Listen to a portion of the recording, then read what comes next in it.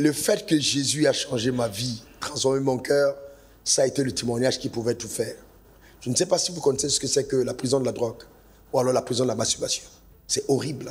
C'est vraiment une horreur. Alors être en être délivré un seul jour. J'ai dit, mais non, si Dieu est capable de faire ça, il est capable de tout faire. Et ensuite, je n'allais pas, encore j'insiste, je n'allais pas à la quête d'un avenir glorieux. J'allais à la quête de l'obéissance de Dieu. J'étais prêt à mourir pour la cause de cet évangile. C'est cette motivation. Quand je quitte ma famille, quand je pars en mission, j'ai dit peut-être que je ne reviendrai pas, mais il n'y a pas de problème. Mais je m'en vais obéir à la voix de celui qui m'a appelé. Il n'y avait pas autre chose. Je ne croyais, j'avais pas vu, je ne pensais pas à toutes ces choses que je vois aujourd'hui. Moi-même, dans la marche, en avançant, jour après jour, je suis surpris de ce que Dieu est capable de faire. La clé en fait, c'est le cœur. Si notre cœur est véritablement abandonné, notre cœur est véritablement transformé, si nous cherchons Dieu vraiment de toute notre âme, il n'y a rien que Dieu ne puisse faire avec les humains. Les gens sont déçus parce qu'ils ont un cœur vacillant. Vous voyez quelqu'un qui dit Dieu m'a appelé, mais son attachement c'est essayer de voir comment il va faire pour avoir l'argent de X. Même quand quelqu'un dit tel est mon père spirituel, le père spirituel c'est parce qu'il espère que le père spirituel va lui signer des chèques. Moi, je n'ai pas connu Dieu comme ça. C'est pas comme ça que j'ai servi Dieu.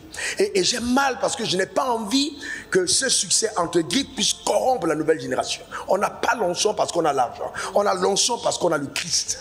C'est le socle de l'onction. Ce n'est pas l'argent.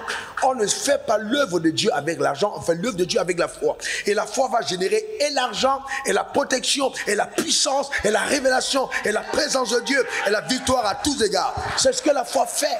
C'est ce que la foi fait. Et Martin, je vais te dire, moi je suis choqué quand les gens ont souvent tendance à dire ouais, mais ce gars-là, il ne prêche que la prospérité. Non, je prêche la foi. Et moi je vais vous dire, je prêche la foi. Je ne prêche pas l'argent, je prêche la foi. Et je dis, si la foi, comme je l'ai vu, peut ressusciter en mort, je l'ai vu pas une fois, Dieu tirer les personnes de la mort. Si la foi peut faire ça, si la foi peut guérir quelqu'un qui a un cancer, pourquoi la foi n'est pas à même de donner à manger à celui qui n'en a pas? Moi, je refuse qu'on puisse cloisonner la foi simplement dans la manifestation d'un miracle physique, de guérison. Mais qu'on puisse oser dire, cette foi-là peut aller jusqu'à dans ces territoires et restaurer la vie d'un individu. Parce que toute personne qui est pauvre est défigurée. Toute personne pauvre ne reflète jamais l'image et la ressemblance de Dieu. On n'a jamais collé la pauvreté au visage de Dieu. La pauvreté, c'est de Satan. Dieu n'est pas pauvre.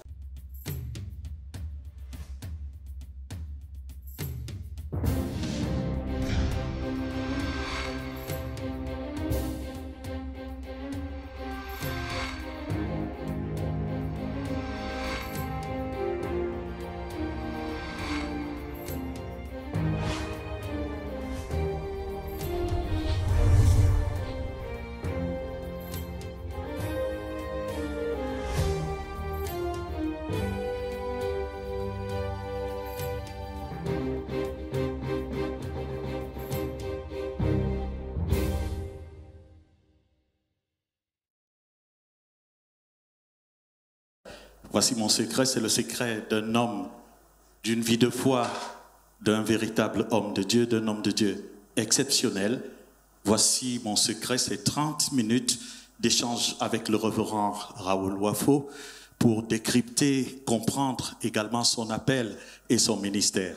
Peuple de Dieu, bien-aimé, nous allons passer des moments exceptionnels en compagnie du révérend Raoul Wafo et je vous prie de prier avec nous pour que le Saint-Esprit qui a guidé Papa, pour qu'il nous fasse l'honneur de venir ici ce matin pour mener cette discussion, de nous inspirer, de nous donner des paroles de sagesse pour que nous puissions accéder à la véritable connaissance.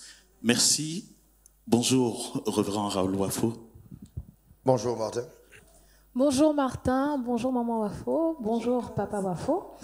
Alors, je commencerai par l'actualité. Hier, on était au Sommet mondial de création de richesse.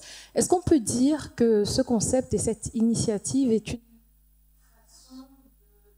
l'Église à faire ce que Christ demande?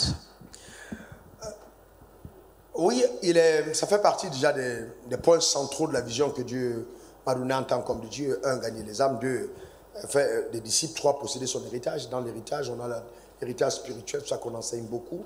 Mais il y a aussi l'héritage matériel et accomplir sa destinée parce qu'il est impossible d'accomplir sa destinée sans cet héritage.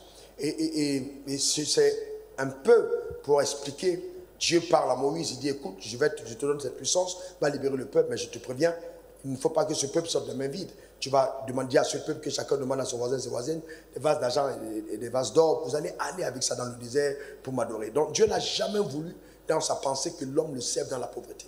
Et donc le diable a toujours voulu que l'homme serve Dieu dans la pauvreté. C'est pourquoi avant la sortie de Moïse pour aller dans le désert, il y a un contrat que Satan propose à Moïse. Il dit à Moïse, écoute, on va signer un accord. Je vais te laisser partir, mais cependant, tous tes gars, laisse tout ce qui est à eux ici, et puis vous partez les mains vides. Et Moïse dit, je ne signerai pas ce contrat. D'ailleurs, il y a un livre que j'écris, Satan, je ne signerai pas ce contrat, pour montrer à l'église qu'en fait, sortir du monde et tout laisser dans le monde, c'est une erreur fatale, parce que tu ne peux pas être utile entre les mains de Dieu étant pauvre. C'est impossible. À 27 ans, vous avez décidé de vous lancer dans l'aventure divine pour rencontrer et servir Dieu. Est-ce que la jeunesse aujourd'hui a les moyens d'entendre le discours de l'Église face à cette misère galopante? Bon, pour moi, ce n'est pas une aventure, hein. C'est une marche incroyable de foi, c'est une obéissance incroyable au process, à l'appel de Dieu qui m'a été adressé. Donc pour moi, à cet âge-là, quand je mets la carte du monde sur le mur, j'ai dit à Dieu, dis-moi où tu veux que j'aille te servir, je réponds à l'appel de Dieu. Et je veux dire à tous les jeunes qu'il est important de comprendre que Dieu nous a créés pour un but. Et puis réussir sa vie sur terre, ce n'est pas avoir l'argent. Réussir sa vie sur terre, c'est atteindre les buts que Dieu nous a assignés. Et c'est pourquoi, pour atteindre ces buts, Dieu nous donnera l'argent. Il faut remettre les choses dans l'ordre. Et donc, le drame, c'est qu'aujourd'hui, il y a une telle séduction que les jeunes sont toujours en train de courir après le matériel. Et c'est pour ça qu'on a tout ce qu'on voit comme désordre. Alors que si les gens s'abandonnent entre les mains de Dieu, une question simple, mais qui a créé l'argent? C'est Dieu. Qui a créé la richesse? C'est Dieu. Alors pourquoi Dieu peut créer tout ça et puis ne pas vouloir que l'homme en jouisse? C'est pas possible. Donc nous comprenons tout de suite que s'il y a un discours pareil à l'église, ce n'est pas le discours de Dieu, c'est le discours mensonger de la religion. Dieu a fait toutes choses afin que nous en jouissons. Dieu n'a pas fait toutes choses afin que nous en soyons possédés. Non, mais que nous en jouissons. Et quand on est possédé par les choses, alors là, on tombe dans les travers. Alors que quand on utilise les choses que Dieu a mises à notre disposition pour servir Dieu, on en jouit. Voilà la sagesse en haut.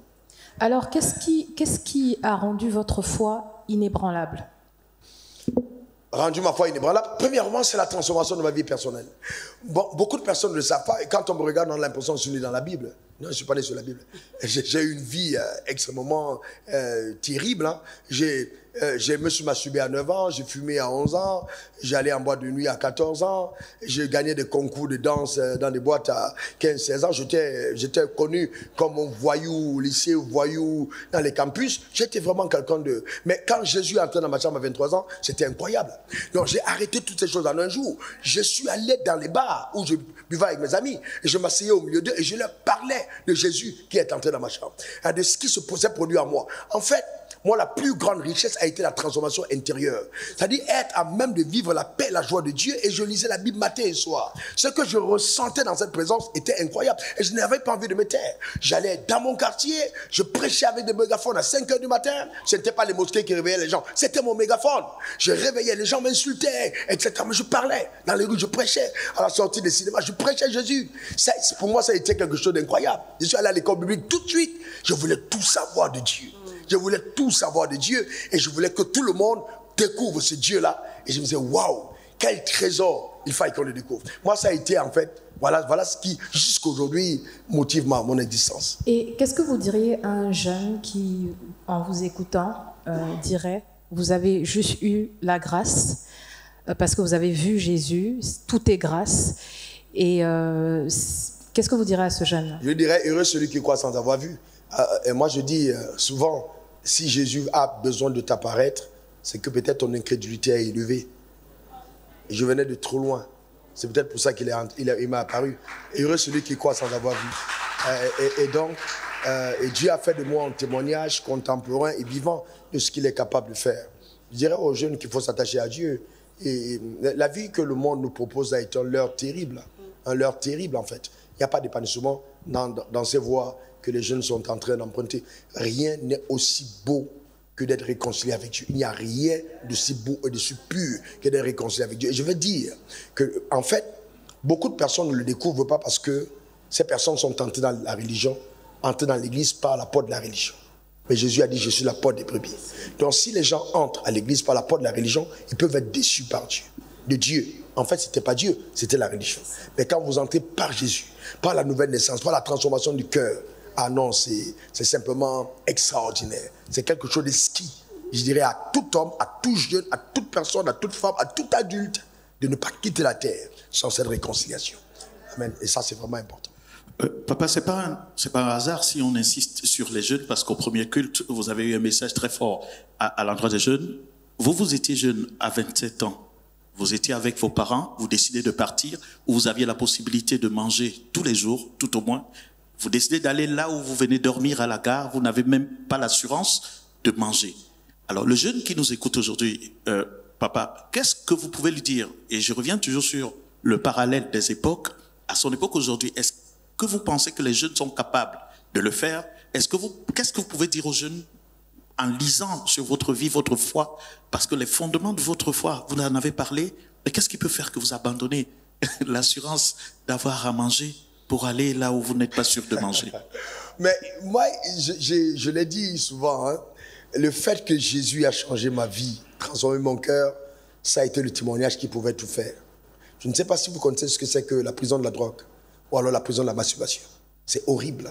C'est vraiment une horreur. Alors être délivré un seul jour, je dis mais non, si Dieu est capable de faire ça, il est capable de tout faire. Et ensuite, je n'allais pas, encore j'insiste, je n'allais pas à la quête d'un avenir glorieux. J'allais à la quête de l'obéissance de Dieu. J'étais prêt à mourir pour la cause de cet évangile. C'est cette motivation. Quand je quitte ma famille, quand je pars en mission, j'ai dit peut-être que je ne reviendrai pas, mais il n'y a pas de problème. Mais je m'en vais obéir à la voix de celui qui m'a appelé. Il n'y avait pas autre chose. Je n'avais pas vu, je ne pensais pas à toutes ces choses que je vois aujourd'hui. Moi-même, dans la marche, en avançant, jour après jour, je suis surpris de ce que Dieu est capable de faire. La clé en fait, c'est le cœur. Si notre cœur est véritablement abandonné, notre cœur est véritablement transformé, si nous cherchons Dieu vraiment de toute notre âme, il n'y a rien que Dieu ne puisse faire avec les humains. Les gens sont déçus parce qu'ils ont un cœur vacillant. Vous voyez quelqu'un qui dit Dieu m'a appelé, mais son attachement c'est essayer de voir comment il va faire pour avoir l'argent de X. Même quand quelqu'un dit tel est mon père spirituel, le père spirituel c'est parce qu'il espère que le père spirituel va lui donner des chèques. Moi, je n'ai pas connu Dieu comme ça. C'est pas comme ça que j'ai servi Dieu. Et j'ai mal parce que je n'ai pas envie que ce succès entre grippes puisse corrompre la nouvelle génération. On n'a pas l'onction parce qu'on a l'argent. On a l'onction parce qu'on a le Christ. C'est le socle de l'onction. Ce n'est pas l'argent. On ne fait pas l'œuvre de Dieu avec l'argent. On fait l'œuvre de Dieu avec la foi. Et la foi va générer et l'argent, et la protection, et la puissance, et la révélation, et la présence de Dieu, et la victoire à tous égards. C'est ce que la foi fait. C'est ce que la foi fait. Et Martin, je vais te dire, moi je suis choqué quand les gens ont souvent tendance à dire ouais, mais ce gars-là, il ne prêche que la prospérité. Non, je prêche la foi.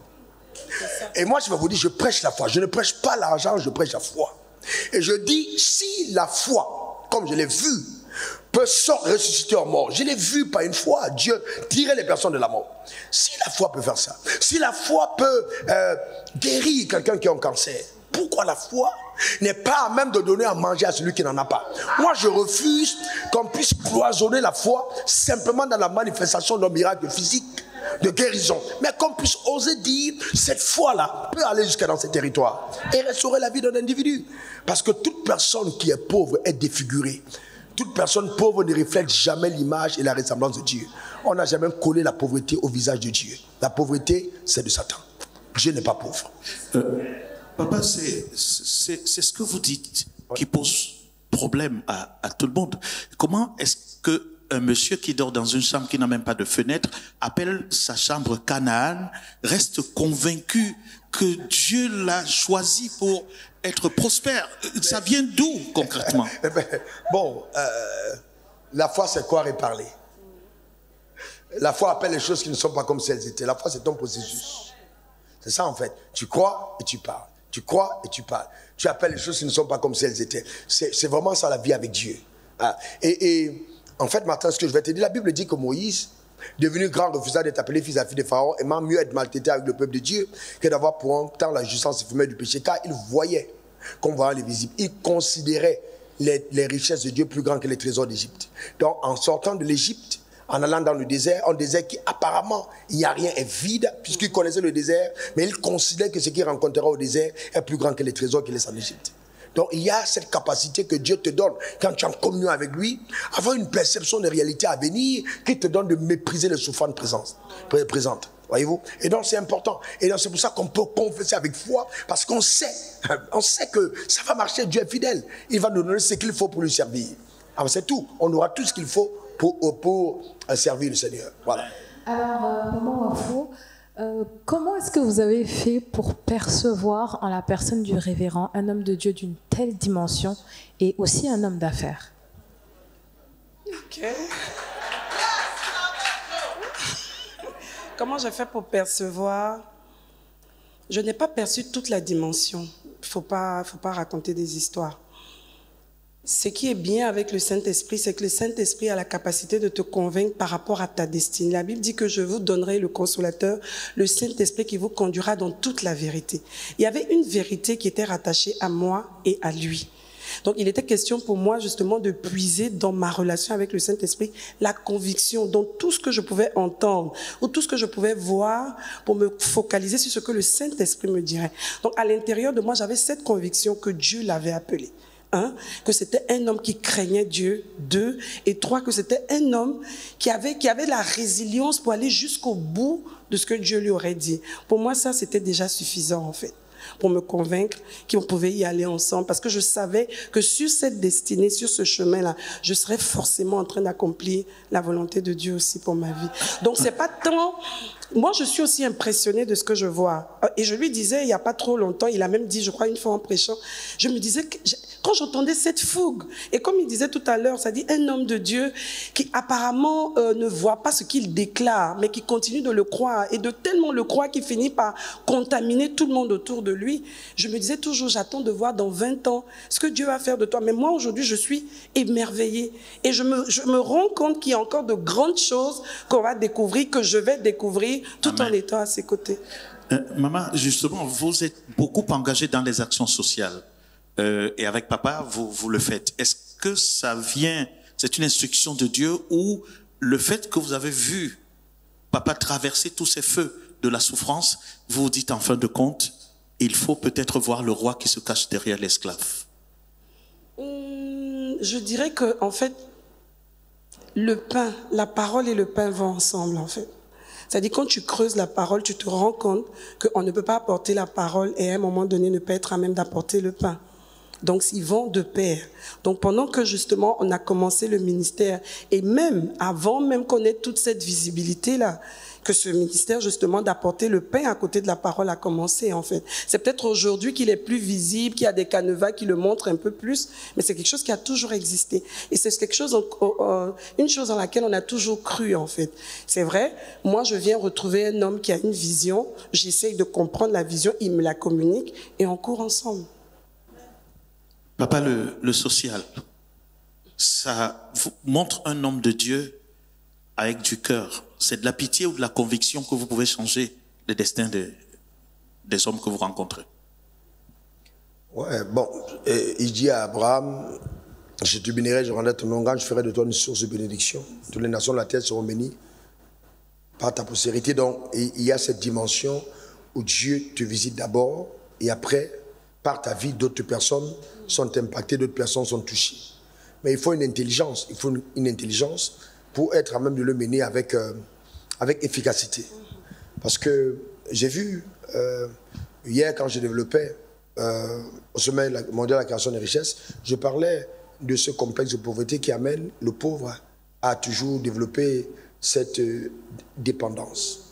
Donc il ne faut pas que le social soit simplement un levier pour amener les gens à la dépendance. Il faut, au-delà du fait qu'on apporte du pain, qu'on enseigne aux personnes qui reçoivent ce pain eux-mêmes à pouvoir accéder au pain et à aider en retour les autres personnes qui, elles aussi, seront dans la souffrance. Sinon, on n'aura pas atteint les objectifs de Dieu. Et ça, pour moi, c'est vraiment, vraiment quelque chose d'extrêmement important. Je vais enchaîner avec une question que j'ai posée aujourd'hui au premier culte de papa. Est-ce que c'est difficile? Qu'est-ce qui est difficile d'être un homme de Dieu qui a travaillé pour être prospère ou être prospère et rester soumis à Dieu? Moi, je pense que ce qu'il faut rechercher, c'est obéir à Dieu.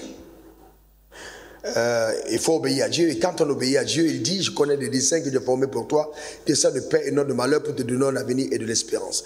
Les gens ont des problèmes parce que le cœur, je reviens sur le cœur, parce que le cœur n'est pas pur. Heureux ceux qui ont le cœur pur, qu'ils verront Dieu. Donc en obéissant à Dieu, Dieu mettra à notre disposition tout ce dont on a besoin pour être à même de le servir efficacement. Donc j'ai défini la prospérité comme un protocole divin que Dieu met en place pour permettre à celui qui l'a appelé d'avoir toutes les ressources nécessaires pour accomplir efficacement son appel. Donc pour moi c'est ça. Donc ce n'est pas le fait d'amasser de l'argent, non, c'est d'avoir des moyens, des ressources nécessaires pour être à même de faire ce à quoi Dieu nous a appelés. À partir de ce moment, si de l'intérieur on a eu une transformation, le vrai problème c'est qu'on a beaucoup de personnes dans nos églises qui n'ont pas de transformation intérieure, mais qui attendent la visitation extérieure. Et même si elle arrive, parce que le danger aussi, c'est que Satan, dans ces ères, à cette fin de temps, va donner à beaucoup de croyants des richesses, mais c'est pour détruire leur âme, les égarer du chemin du salut. Parce qu'il faut comprendre que Satan, voyant que Jésus était résolu, a dit, procède-toi devant moi, je te donnerai tous ces royaumes. Donc si Jésus a dit non, il y a des personnes qui diront oui. Donc c'est pour ça que Dieu veut que nos âmes soient d'abord transformées. Et après, il mettra tout en notre disposition pour que nous puissions être à même de le servir. Et là, à partir de ce moment, nous ne prenons pas conscience de ce que nous avons, nous prenons conscience de ce que nous sommes en lui. C'est ça le plus important. Qui nous sommes en lui? Christ en moi, l'espérance de la gloire. Ce n'est pas l'argent dans mon compte bancaire, l'espérance de la gloire. C'est Christ en moi. Donc si nous restons centrés sur Christ et son œuvre en nous et par nous, alors toutes ces autres choses, afin ne vont pas nous ébranler, on restera des personnes humbles. L'humilité, dégageant le parfum de sa connaissance et des vertus du royaume des cieux. Ça c'est important pour moi. Alors dans tout votre parcours, qu'est-ce que vous aimeriez que les jeunes retiennent? Qu'ils retiennent qu'il faut obéir à Dieu. Qu'il faut vraiment obéir à Dieu. Vraiment, c'est le battement de mon cœur. C'est vraiment il faut obéir à Dieu. Et puis, il faut oser parce que qu'ils ne se disent pas que la terre est une parenthèse accidentelle. On est venu sur la terre, on sera héros au ciel. Je veux dire à un jeune qui m'écoute vraiment de ne pas tomber dans ce piège. Jamais. Cette terre a été conçue parce que nous avons une mission. Et Dieu nous donne tous les moyens nécessaires pour accomplir la mission sur la terre, quel que soit le couloir. Ça peut être en politique, ça peut être dans l'économie, ça peut être dans le sport, ça peut être dans l'art, ça peut être dans l'éducation, ça peut être dans toutes les sphères. Donc l'essentiel, c'est que dans la sphère où nous sommes, nous préservons les valeurs du royaume et nous diffusons ces valeurs dans notre environnement. Que Dieu fasse de nous, enfin nous soyons vraiment par Dieu des véritables ambassadeurs, chacun dans le couloir de son appel. Pour moi, c'est la chose essentielle. Si nous restons attachés à ça, si un jeune s'attache à Dieu, aimant Dieu, lisant sa Bible, priant, je vous garantis, il n'y a rien de si puissant. Il n'y a rien de si puissant que ça. Mais le drame, c'est que beaucoup de jeunes, hélas, se laissent séduire. On est loin d'imaginer ce que Dieu peut faire. Moi, par exemple, tout le temps, les gens me disent, oh, je suis étonné par ta sagesse, etc. Et ouais, tu dois... Je lis, c'est vrai, mais je vais vous dire que la majorité des révélations que j'ai, des connaissances, sont des révélations de Dieu. Par exemple, ce séminaire, c'était des révélations de Dieu. D'aller dans ma chambre, et Dieu me dit, note ça. Et je note. Et maintenant, je vais étudier pour être en conformité avec la pensée que je viens de recevoir. Et je découvre qu'en fait, effectivement, ce sont des recherches qui ont été menées et qui sont exactement comme le Saint-Esprit l'a dit. C'est vraiment fabuleux. La connaissance de Dieu, c'est extraordinaire. Ça te donne de l'avantage dans ta génération. Tu as une longueur d'avance. En fait, un jeune qui rencontre Christ est un Dieu parmi les jeunes. Alors qu'un jeune qui n'a pas Christ est un instrument du diable dans sa génération. Il n'y a pas match. Il n'y a pas match. Alors, maman, je vais revenir à notre fameuse formule de tout à l'heure. Les coépouses, j'en ai listé 2, mais j'avais oublié une 3e coépouse que vous avez et contre laquelle vous devez vous bagarrer tous les jours. Papa est un homme d'affaires, c'est une coépouse, les affaires. Papa est un homme de Dieu, c'est une coépouse, l'église. Mais papa est aussi un patriarche désormais. Comment, quand j'ai écouté l'enseignement de Madame Jackson hier sur le temps, je me suis demandé comment papa arrivait à gérer tout cela. Comment vous, épouse de papa, vous arrivez à profiter de votre homme avec toutes ces coépouses qui tournent autour de lui? Ok, ben déjà, je voulais te dire que moi, c'est la seule femme. Voilà, je suis la seule épouse, il n'y a pas de coépouse. Donc déjà ça, donc je n'ai pas à lutter avec qui que ce soit. Donc en fait, Ce sont des différentes casquettes et de responsabilités que Dieu donne au fur et à mesure à son serviteur. Et par rapport à ça, je dois avoir la flexibilité et aussi la sensibilité par l'Esprit de Dieu de comprendre et de m'adapter, faire une mise à jour pour comprendre et l'accompagner. Parce qu'une aide, en fait, une femme, c'est, comme disait Madame Jackson, c'est cette capacité-là de comprendre sa responsabilité auprès de son homme, en fait. Et à partir de là, s'adapter à chaque casquette et chercher auprès du Seigneur quel est le type d'aide que je peux lui apporter par rapport à cette casquette ou à telle autre casquette. S'il est patriarche, à partir d'aujourd'hui, ça veut dire que moi aussi, je dois l'accompagner dans la prise en charge justement de toute cette famille qui est sous sa coupole. Donc, tout de suite, prendre auprès du Saint-Esprit les codes, les secrets, les orientations pour faire ce que j'ai à faire à ses côtés. Merci, maman. Mais cette question doit quand même être suivie par une question à papa. Papa, est-ce que vous êtes un homme ordinaire? Est-ce que vous n'êtes pas un extraterrestre? Parce que quand on voit votre agenda, il est impressionnant. Comment papa arrive à concilier tout ça? Je veux dire à tous les croyants que nous ne sommes pas ordinaires. Je l'ai dit pendant longtemps qu'on était ordinaire jusqu'à ce que Dieu me reprenne. Il dit, il ne faut pas dire que vous êtes ordinaire, tu n'es pas ordinaire. Vous n'êtes pas ordinaire. Nous sommes un prototype d'humain qui n'a jamais existé. Le potentiel de Dieu dans la nouvelle création est incroyable. Je dis bien incroyable.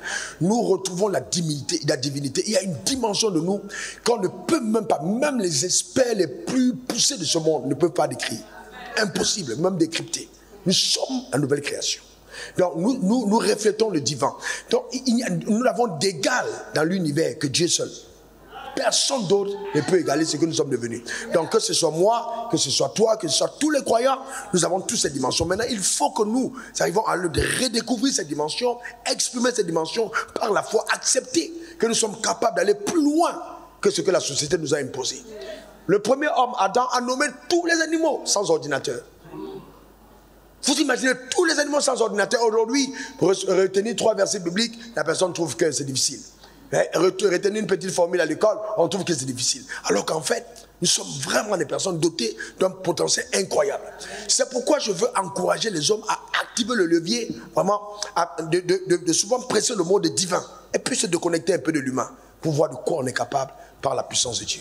Amen. Je puis tout par Christ qui me fortifie. Amen. Et clair et net. Alors, comment faire naître dans l'esprit d'une personne ou d'un jeune ce désir de redécouvrir son identité? Il faut d'abord que la personne rencontre le Seigneur. Moi, j'ai dit, la plus belle rencontre d'un homme sur la terre, c'est la rencontre avec Jésus. Alors quand Jésus, on le rencontre, il change le cœur de pierre. Il nous donne un cœur de chair. Maintenant, ce cœur de chair, par la présence du Saint-Esprit, va commencer à nous pousser vers la quête des choses d'en haut.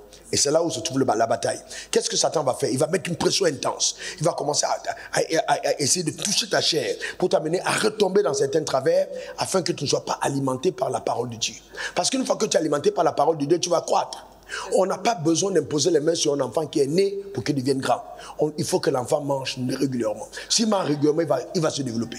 Alors, Satan essaye donc de tout faire pour empêcher la croissance. Mais si on reste attaché à la parole, jour après jour, on se nourrit de la parole, on est présent à l'église, on sert Dieu dans la communauté, après 10 ans, on va être surpris des dimensions incroyables que nous avons développées en Christ. La clé, c'est ça. Mais les personnes qui ne font que chercher le miracle, chercher le sensationnel, chercher la bénédiction, souvent ils finissent par passer à côté de ce que le ciel leur réserve. Nous sommes déjà bénis en Christ. Il faut aller à la découverte de celui qui nous a bénis et de ses principes, de sa parole et vivre la bénédiction qui est déjà la nôtre. C'est déjà notre bénédiction, c'est déjà à nous. Et il y a une alliance sous laquelle nous vivons. Il a dit à Abraham, notre Père, ta postérité procédera à la porte de ses ennemis. Toute ta postérité sera bénie. Nous sommes bénis. Bénis en Abraham, bénis au nord, bénis au sud, bénis à l'est, bénis à l'ouest. Un enfant de Dieu n'est pas béni en fonction de sa localisation. Il est béni par révélation de Dieu. Que ce soit à Abidjan, que ce soit à Paris, que ce soit à New York, là où on pose un enfant de Dieu, il réussit. Donc pas besoin d'aller risquer sa vie dans la mer. Il faut juste avoir la révélation de Dieu. Même si c'est dans le désert, le ciel sera ouvert. Il y aura une provision d'en haut par la puissance de Dieu. Papa, vous avez quand même mis un peu sur l'accélérateur contre la pauvreté. Est-ce que vous avez dans l'impression que c'est parce que l'Église s'est accommodée d'un discours qui appauvrit les fidèles? Non, je pense que c'est un mandat. Parce que ce serait une prétention de dire que c'est de moi. C'est pas vrai, c'est un mandat. Dieu s'est révélé à moi, j'ai eu 8 visitations dans ce domaine. Et Jésus m'est apparu 3 fois. Je l'ai vu 3 fois, pas seulement la nouvelle naissance, je l'ai vu 3 fois. Et il y a eu 8 visitations dans ce domaine. Et ça a été, la première fois, Dieu m'a dit, mes yeux parcourent la terre et je cherche un homme.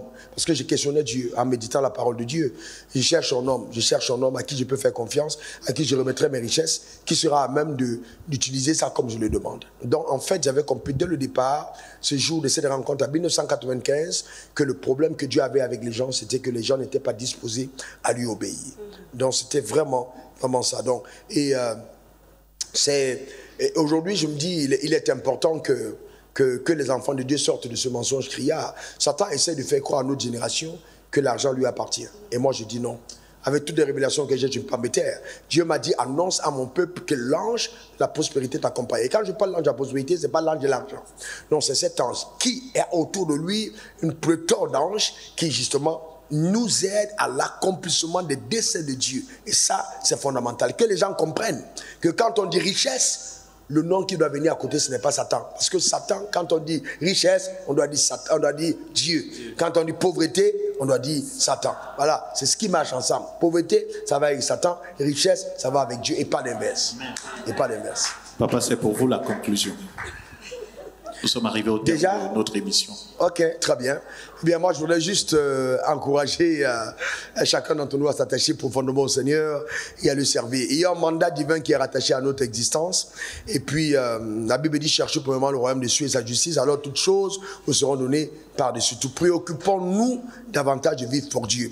Et quand je parle de cœur, je suis vraiment sérieux, je parle de cœur. Vous savez, je vois des gens qui laissent grandir en eux certains travers mesquins, comme le fait de ne pas être reconnaissant, comme le fait de mentir, comme le fait de vivre dans le désordre. Et il faut laisser le cœur être transformé par Dieu véritablement. Si le cœur est transformé par Dieu véritablement, je vous garantis, Martin, le type d'accélération que tu verras dans ta vie, tu vas être étonné. Tu vas vraiment être étonné. La clé, c'est chercher premièrement le royaume. Laisser Jésus être le roi de son âme.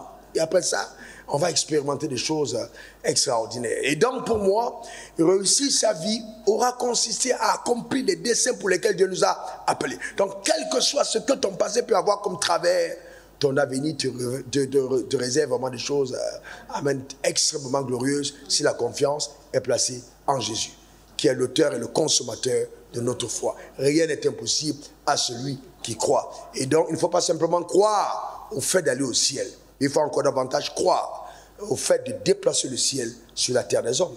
Et qu'avant de partir au ciel, qu'on ait eu une manifestation évidente à mettre des prémices de ce ciel sur la terre, afin que la multitude soit sauvée et que notre discours soit cohérent. Et je vais terminer enfin en disant que je crois que l'une des raisons majeures pour lesquelles Dieu m'a béni, nous a bénis financièrement, c'est en fait pour donner au discours qui nous a donné d'apporter la foi en lui, afin de montrer à tout le monde que, écoutez, ce que cet homme prêche est vrai. Puisque j'ai commencé à prêcher ce discours, Martin, j'étais dans des conditions extrêmement terribles. Je me rappelle quand je disais à l'église, Dieu savait le jugement, si je meurs pauvre, ne m'enterrez pas. C'est très audacieux. Amen. À cette époque, je touchais 15 000 francs CFA par mois. Et j'ai dit, si je meurs pauvre, ne m'enterrez pas. C'est que je ne suis pas encore mort. Parce qu'à l'intérieur de moi, la conviction était tellement profonde que le Dieu que je sais ne va pas me mentir. Et donc aujourd'hui, je suis vraiment étonné des dimensions dans lesquelles il nous a conduits et ce qu'il me montre dans les panoramas, dans les choses à venir. Et comme il y a des 5 et 7 années à venir sont des années de faveur, parce que en fait, la gloire qu'on verra dans l'église, Martin, notez ça comme une prophétie. On ne l'a pas vu avant. Ces 5 années à venir, il y aura une telle accélération. On va voir des personnes avec une telle accélération, que les personnes qui seront disposées à faire la volonté de Dieu vont vraiment décoller dans des dimensions inimaginables. Donc je voudrais inviter tout le monde à faire une photo de sa maison, une photo de sa chambre, une photo de son Canaan actuel, parce que demain tu auras besoin de ça pour rendre témoignage de ce que Dieu aura fait au travers de ta vie. Que Dieu te bénisse abondamment, que la main de Dieu et sa puissance te garde et t'accompagne sur le territoire de ta destinée. Au nom suprême de Jésus. Amen. Amen. Amen.